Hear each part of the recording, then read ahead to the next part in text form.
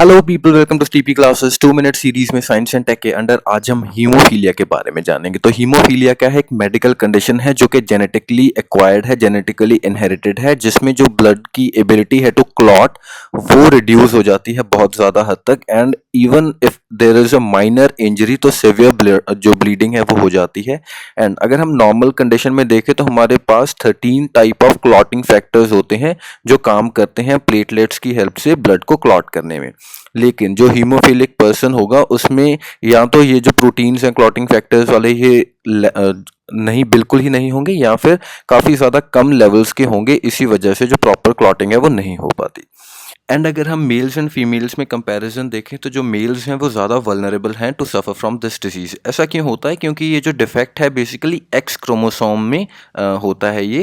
And अगर हम genetic makeup है वो देखें तो एक्स एक्स होता है फीमेल्स का एंड एक्स वाई होता है मेल्स का।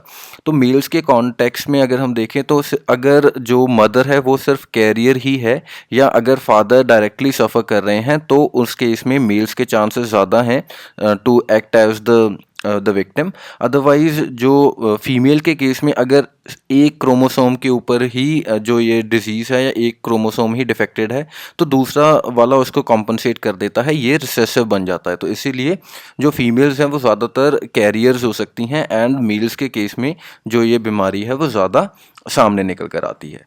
क्वीन विक्टोरिया जो थी, she was widely known carrier of haemophilia and इन्हीं की वजह से जो ये कंडीशन है ये जो ब्रिटेन या यूरोप की रॉयल फैमिलीज़ में भी स्प्रेड हो गई।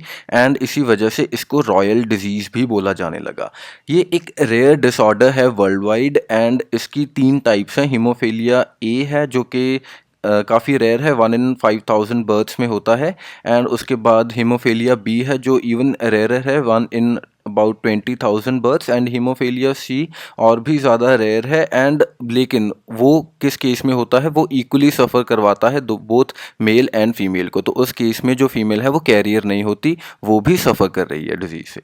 Okay, so in the country wise data अगर हम देखें तो इंडिया में सबसे ज़्यादा हाईएस्ट नंबर आया है इसके काउंट का 19,000 के अराउंड एज पर the world federation of haemophilias annual global survey 2017। तो ऑलमोस्ट 70% जो हीमोफीलिया के केसेस हैं वो इंडिया में पाए जा रहे हैं।